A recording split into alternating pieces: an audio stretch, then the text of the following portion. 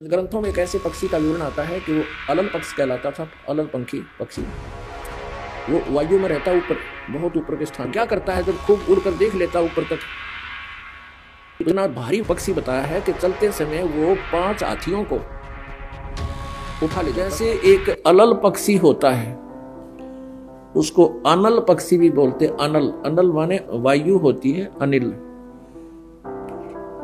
और वायु में विचरने वाला वो पक्षी होता है।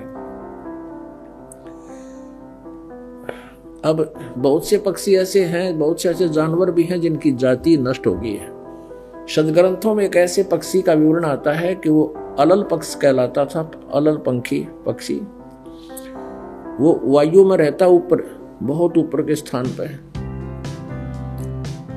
और वो ऊपर से ही अंडे छोड़ देती है। मादा अलल अंडे भगवान का वाला छोड़ देती है, ऊपर से अंडे वायु में ही, वो आकाश में अंडे पैदा कर देती है। और वो कहाँ करती है, जहां केले के वन होते थे, वन, ऐसे केले फंसे रहते थे एक दूसरे में, तो वो उस स्थान का उनको आइडिया होता था, उसी के आसपास वो घूमते रहते थे।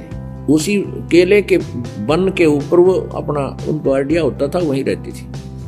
वहां से अंडे छोड़ देते थे, भगवान वाला है।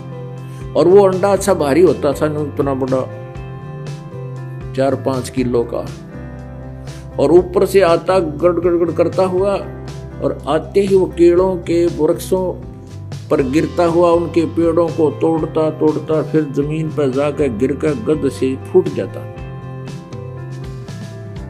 अब वायु की घर्षण से, गर्मी से वो पक लेता, उसमें बच्चा बन जाता, और एकदम जब सीधा आकर धरती पर गिर जाए तो बच्चा भी मर जावे।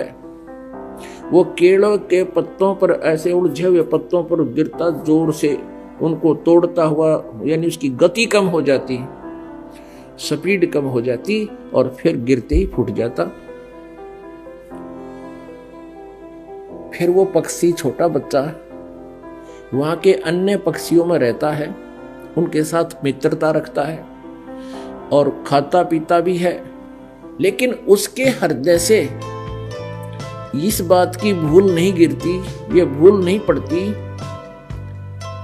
कि मेरा ये ठिकाना नहीं है। उसको हरदम याद रहता है कि ये मेरा स्थान नहीं है, ये मेरा परिवार नहीं है, मेरा परिवार ऊपर है। परमात्मा की दी हुई इसमें एक ऐसा गुण होता है, तो वो पल पल उस माता पिता के लोक में जाने का वो प्रयत्न करता है, उड़ना सीखता है। जब वो खूब उड़ना सीख लेता है तो उसका वहां के मित्रों में कोई मेल नहीं रहता, वहां के पक्षियों में उसका कोई लिंक नहीं रहता, लेकिन जब तक रहता है तब तक उनसे खूब प्यार से रहता है। तो चलते समय वो क्या करता है, जब खूब उड़कर देख लेता ऊपर तक, तो इतना भारी पक्षी बताया है कि चलते समय वो 5 हाथियों को उठा ले जाता था अपने पंजों में फंसा के। अपनी आत्मा देख, हमने इस बात पे नहीं जाना है कि ऐसा कैसे था और कैसे था। ये तो हमारी जो सोच है वह जीव वाली है, और हमने सिर्फ ज्ञान से लिंक रखना है। कहने का भाव ये है कि हम यहां आकर गिर गए, ये हमारा लोक नहीं है।